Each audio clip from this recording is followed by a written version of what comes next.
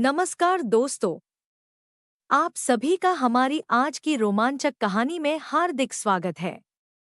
अगर आप हमारे चैनल पर पहली बार आए हैं, तो सब्सक्राइब करना ना भूलें और बेल आइकन दबाकर सभी नई कहानियों का आनंद लें। आज की कहानी बेहद खास और दिलचस्प होने वाली है, इसलिए लास्ट तक जरूर सुनें, आपको बहुत मजा आने वाला है। तो बिना किसी देरी के चलिए कहानी शुरू करते हैं। सुनीता बोली, जा रही हूँ, अब लौटकर नहीं आऊंगी। सुधीर बोला, जल्दी दूर हो जा मेरी नजरों से, जितनी देर तक तुम मुझे दिखती रहेंगी मेरे लिए सांस लेना भी मुश्किल हो जाएगा। वह बोली, अभी गुस्से में हो, जब सच्चाई पता चलेगी तब रोओगे। फिर सुनीता ने उसके जवाब का इंतजार नहीं किया। वह तेजी से घर के बाहर निकल गई। सुनीता और सुधीर ने 2 साल पहले लव मैरिज की थी। शुरू में दोनों के घर वाले विरोध कर रहे थे, मगर आखिर में मान गए। शादी पूरी रीति रिवाजों के अनुसार हुई थी। जैसा कि समाज में धारणा है कि प्रेम विवाह ज्यादा दिन तक टिकता नहीं है, क्योंकि दोनों के घर वाले ही उसे गलत साबित करने में लग जाते हैं। यही सुनीता के साथ हुआ। सुधीर के घर वाले शादी के लिए मान तो गए थे, मगर उनके दिलों में कहीं ना कहीं सुनीता के प्रति एक आक्रोश था कि उसने भोले भाले सुधीर को अपने जाल में फंसा लिया है। इस कारण सुनीता को ससुराल में सास-ससुर, देवर-ननद का प्यार मिलने की जगह उपेक्षा ही मिली। वे लोग कभी सुनीता को स्वीकार नहीं कर पाए। हर समय उसके काम में नुक्स निकाला जाता था। वह घरवालों के लिए कितना भी अच्छा क्यों न कर दे, फिर भी उसे उपेक्षा और उलाहना ही मिलती थी। धीरे धीरे वह भी चिड़चिड़ी होती गई।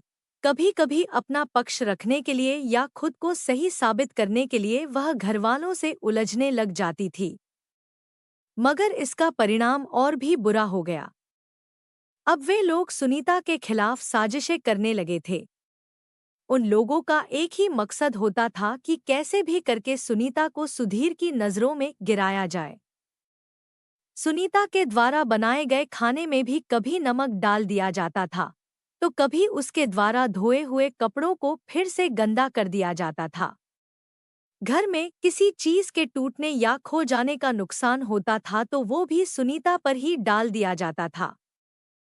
जब वह 3 महीने की प्रेग्नेंट थी तब उसके खाने में सास न जाने क्या मिलाया कि उसका बच्चा गिर गया। फिर बच्चा गिरने का जिम्मेदार भी सुनीता को ही ठहराया गया।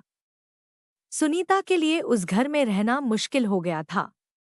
वह सुधीर पर अलग होने का दबाव डालने लगी। इसका परिणाम भी उल्टा ही हुआ। इससे सुधीर और सुनीता के रिश्ते में खटास आने लगी थी। वह बिल्कुल अकेली पड़ गई थी। एक दिन कहा सुनी के बीच ननद ने उस पर हाथ उठा दिया।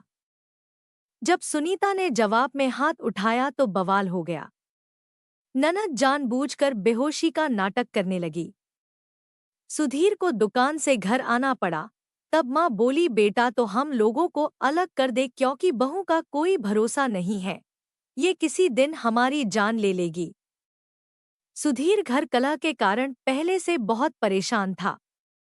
वह सुनीता के सामने हाथ जोड़ते हुए बोला, बस बहुत हुआ, अब और सहन नहीं होता, तुम इस घर से चली जाओ, मैं अब और तुम्हारे साथ नहीं रह सकता। सुनीता पति की तरफ देखती रह गई और बोली, अब तुम्हें भी मुझ पर यकीन नहीं रहा ना? सुधीर बोला, यकीन करने के लिए कुछ बचा भी नहीं है। अब मैं तुम्हारा चेहरा भी नहीं देखना चाहता। प्लीज मुझे रिहा कर दो। अब मैं बहुत थक चुका हूँ। रोज रोज के लड़ाई झगड़े से मुझे जिंदगी में शांति चाहिए। सुनीता बोली, घरवालों ने कहा और वो तुमने मान लिया। मेरी भी तो सुन लो एक बार। सुधीर बोला, 2 साल से तुम्हारी ही सुनता आ रहा हूँ, मगर अब नहीं सुनूंगा। सुनीता ने गौर से पति का चेहरा देखा, मगर उस चेहरे में उसे पहले वाला सुधीर दिखाई ही नहीं दिया, जो उस पर जान छिड़का करता था। आज वह हार चुकी थी, बिल्कुल थक चुकी थी। एक औरत अकेली 100 लोगों का सामना कर सकती है। पूरे जमाने के ताने सहन करके भी जिंदगी गुजार सकती है, मगर वह तब टूट जाती है जब उसका अपना पति उस पर भरोसा नहीं करता। वह उस समय टूटकर बिखर जाती है जब पति उसकी सुनना छोड़ देता है। सुनीता बोली, जा रही हूँ, अब लौटकर नहीं आऊंगी। सुधीर बोला, जल्दी दूर हो जा मेरी नजरों से।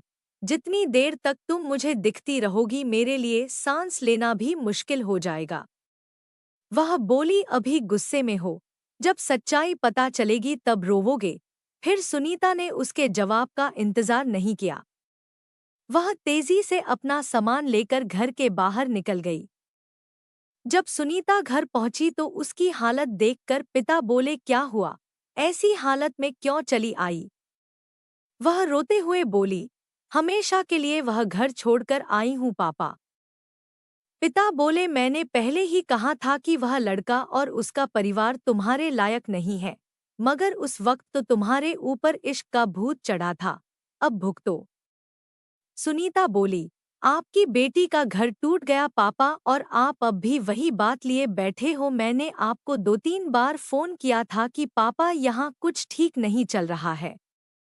एक बार आकर सुधीर के परिवार वालों को समझा जाओ, मगर आप नहीं आए। इसलिए कि मैंने अपने पसंद के लड़के से शादी की थी।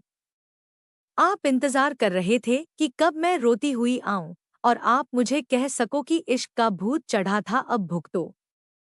सुनीता आगे बोली, अगर मैं आपकी पसंद के लड़के से शादी करती तब आप रिश्ते को बचाने की 100 कोशिशें करते, ताकि खुद गलत सिद्ध न हो जाओ। ये कैसी सोच है पापा? यही सुधीर के परिवार वालों ने मेरे साथ किया। मेरा सपोर्ट करने की जगह मेरा रिश्ता तोड़ने में लग गए, जिससे ज़माने को सीख मिल सके कि प्रेम विवाह गलत है। हमने प्रेम किया था मगर शादी तो सबको साथ लेकर की थी, सबकी राजी खुशी से की थी, कोई भागकर तो नहीं की थी, बस हमारी पसंद खुद की थी। फिर भी आप लोगों की ऐसी सोच क्यों है पापा? उसका नाम सुनीता था, इसलिए वह निराश नहीं हुई। वह जानती थी कि अगर यूं ही पड़ी रही तो बिखर जाएगी, इसलिए वह अपनी अधूरी पढ़ाई पूरी करने में लग गई। धीरे धीरे वक्त गुजरने लगा। 2 साल गुजर गए। ना तो सुधीर उसे लेने आया, ना उसका कोई फोन आया, मगर इन 2 सालों में सुधीर के घर में बहुत कुछ बदल चुका था। सुनीता के आने के 1 साल बाद ही सुधीर की बहन की भी शादी हो गई थी। कहते हैं कर्म लौट कर आते हैं। यही सुधीर की बहन के साथ हुआ। जैसी हरकतें उसने अपनी भाभी सुनीता के साथ किया था, ठीक वैसा ही व्यवहार उसके साथ उसके ससुराल में हुआ। जब सुधीर की बहन रूबी को ससुराल से निकाल दिया गया, तब रूबी और उसकी माँ को अक्ल आई। कहते हैं ना, जब खुद पर बीतती है तब पता चलता है, क्योंकि दूसरों के दुखों का एहसास कहाँ जल्दी किसी और को हो पाता है।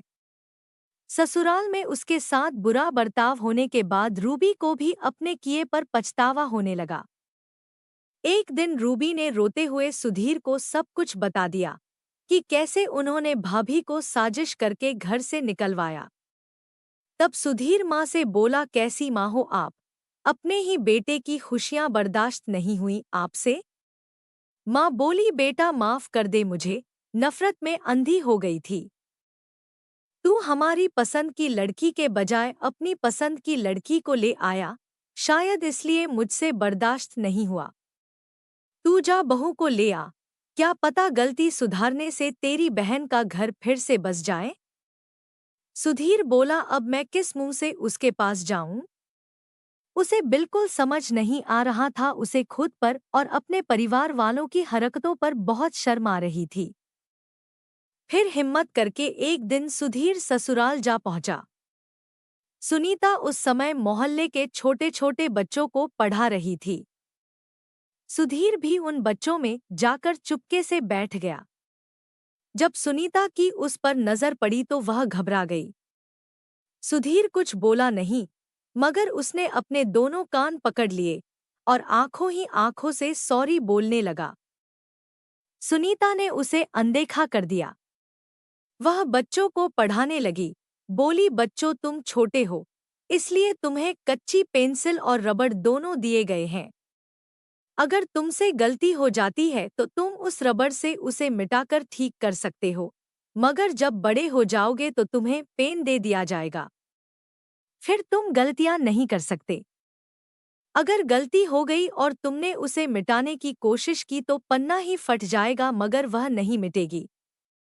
इसलिए अभी से गलतियां कम करनी शुरू कर दो। एक बच्चा बोला, दीदी अगर हम गलती वाला पन्ना फाड़ दे तब तो गलती छुप जाएगी ना। सुनीता बोली, क्या फायदा, तुम्हें वो पन्ना दोबारा लिखना पड़ेगा और जो पन्ना फाड़ा है उसके सामने वाला पन्ना भी कमजोर होकर फट जाएगा। वह कभी भी कॉपी से अलग हो सकता है। बच्चा बोला, दीदी तब तो मुझे बहुत परेशानी होगी, मैं बहुत गलतियां करता हूँ। सुधीर बोला, मैं भी बहुत बड़ी गलती कर चुका हूँ, अब मैं कॉपी ही नहीं डालना चाहता हूँ, नए सिरे से गृह कार्य करना चाहता हूँ। बेटा अपनी दीदी से पूछो, क्या यह संभव है?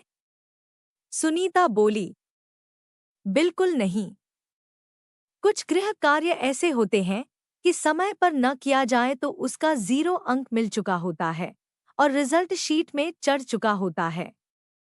सुनीता बोली, बच्चों आज की पढ़ाई पूरी हुई, अब घर जाओ। बच्चों के जाते ही सुधीर कान पकड़ के बैठ गया।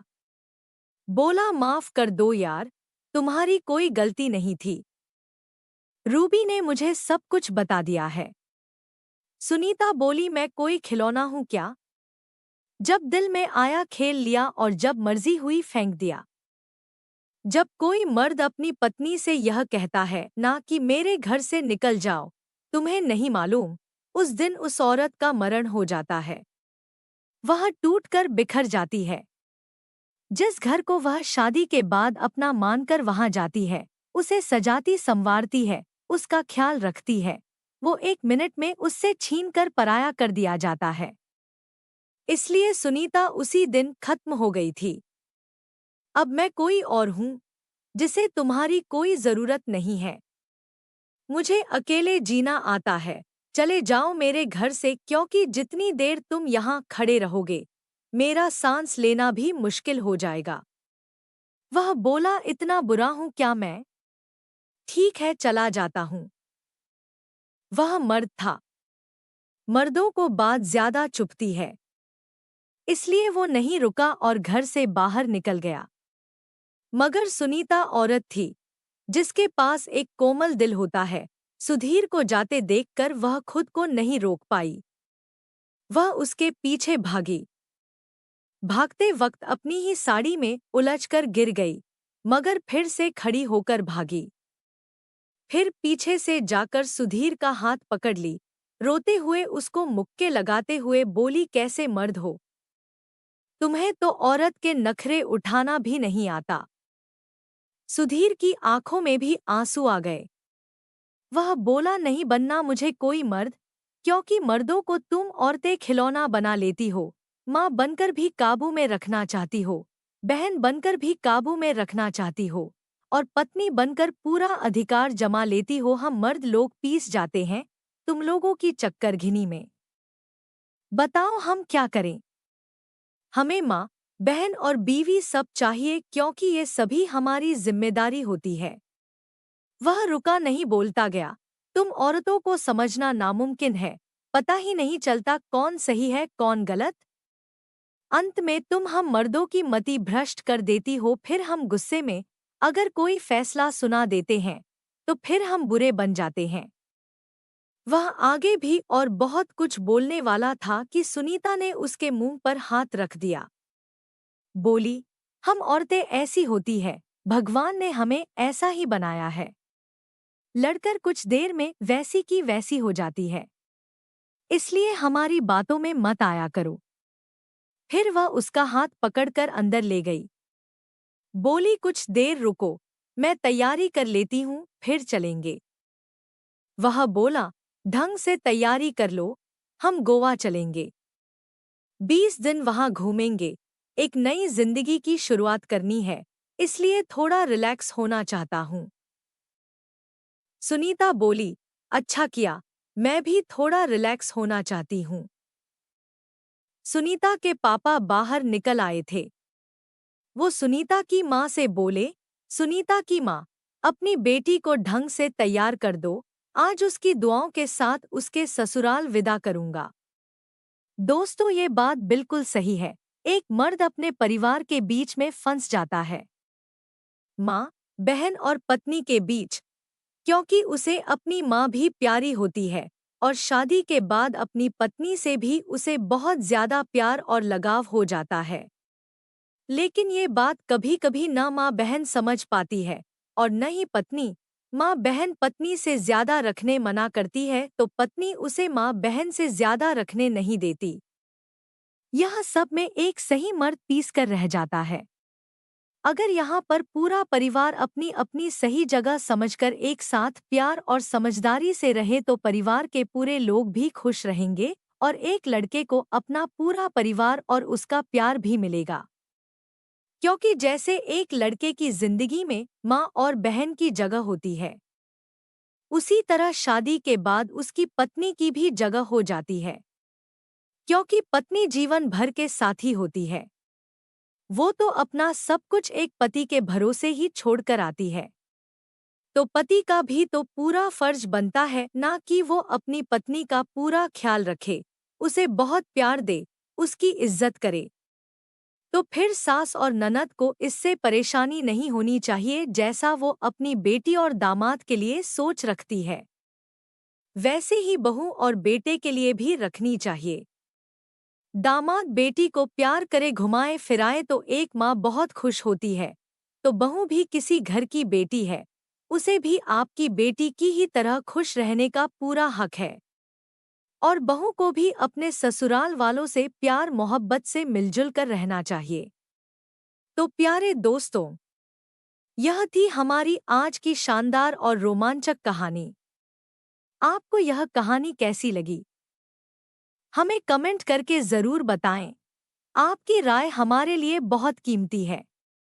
अगर कहानी पसंद आई हो तो लाइक ज़रूर करें, इसे अपने दोस्तों के साथ शेयर करें और हमारे चैनल को सब्सक्राइब करना ना भूलें, ताकि आप आने वाली मज़ेदार कहानियों को मिस ना करें।